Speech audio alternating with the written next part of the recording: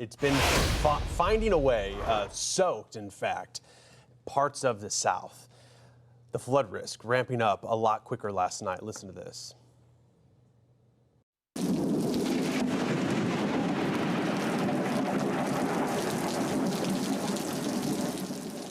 Yeah, that's the storms that we heard moving through Louisiana. It wasn't just the Lone Star State getting in on this action. In fact, things really ticked up in Louisiana, not in the way that we want it to. Seeing the worst of the rain in Louisiana yesterday, and as we've worked into the morning hours today, along and south of I-10, that's been the main focus. We have a threat today, a level 3 out of 4 threat for the Bayou State, and then into Mississippi. We'll have to watch. It's along the Gulf Coast. I mean, looking at radar and seeing how the storms are moving, we know where the storms will be confined. And it's possible that for the next several hours, we'll be contending with the rain along the Gulf Coast before we get a bit of a break, and then we see it return again. And this sort of repeated round of storms that we're going to be dealing with will only add to the totals across the Gulf Coast. Taking a look mostly in Louisiana, because that's where the bulk of this rain fell yesterday.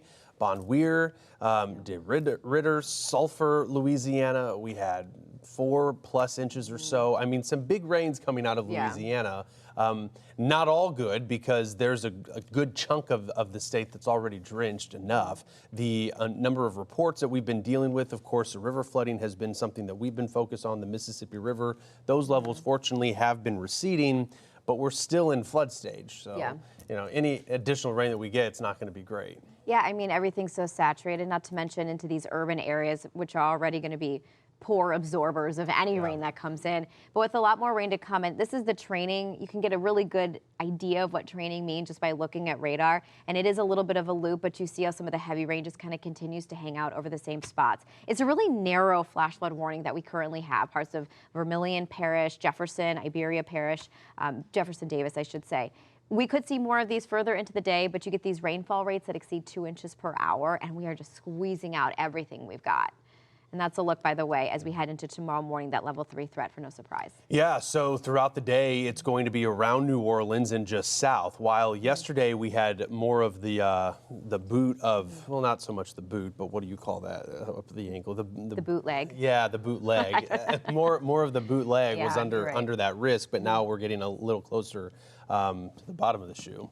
The level 3 out of 4 threat that we have there. It just matters where these complexes move through, these clusters of storms. And one will probably swing through tonight. We'll get a bit of a break. And then as we head into the day on Thursday, maybe some showers. Might be a little quieter on Thursday until we see another round of rain return on Friday. It's the same story that we've been telling you for the better part of a week. We watch these clusters, these complexes that set up, where they move through. We're going to see the heavy rain. And no doubt that New Orleans is going to be in the crosshairs now for the next few days.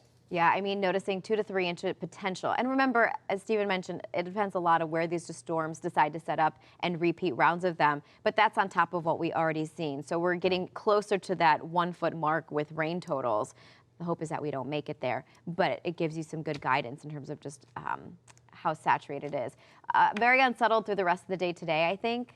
Maybe we get some quieting down by the time the sun sets, and then noticing we kind of stay that way through Friday. Those daytime chances. Temperatures not fluctuating much, right? That boundary is not doing much as far as changing temperatures.